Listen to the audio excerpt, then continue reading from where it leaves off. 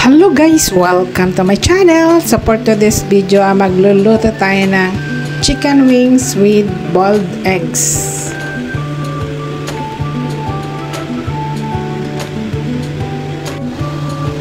So mag-boil tayo ng eggs, mga 5 pieces kasi 5 kaming kakain. So tig-isa kami.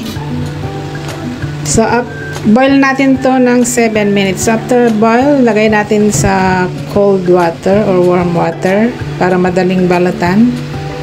So ayan ang mga ingredients natin. So balatan natin isa-isa. Then set aside para ready na sa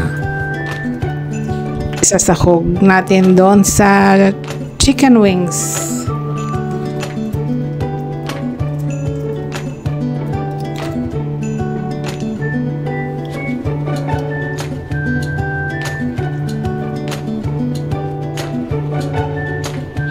Ayan, tapos na. So, let's start to fry the ginger and garlic. So, basic lang ating mga ingredients. So, parang lutong Pinoy to. So, ayan. So, isangkot siya natin yung ating chicken wings.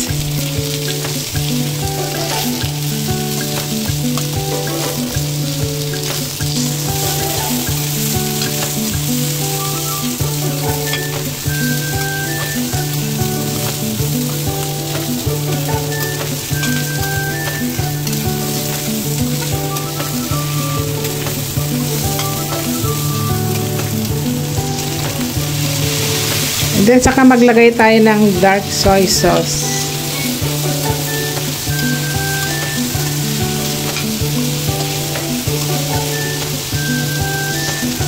Then, dagdagan natin ng water para pakuluan natin hanggang kumulo para lumambot. And syempre, maglagay tayo ng bay leaves, black pepper,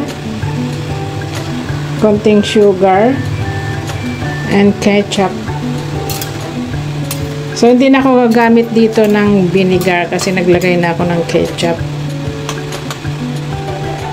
So, pwede rin kayong maglagay ng ketchup. So, depende sa inyong panlasa.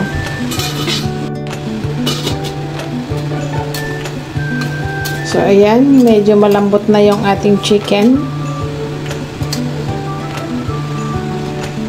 So, pwede na nating idagdag. So, ayan. Paghaluin lang natin and then boil for another few minutes. Hanggang yung sabaw ay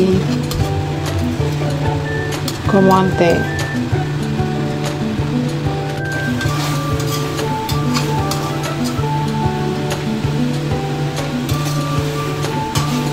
So, ayan. Medyo okay na. So, antayin lang nating medyo lumapot yung sauce. And that's it.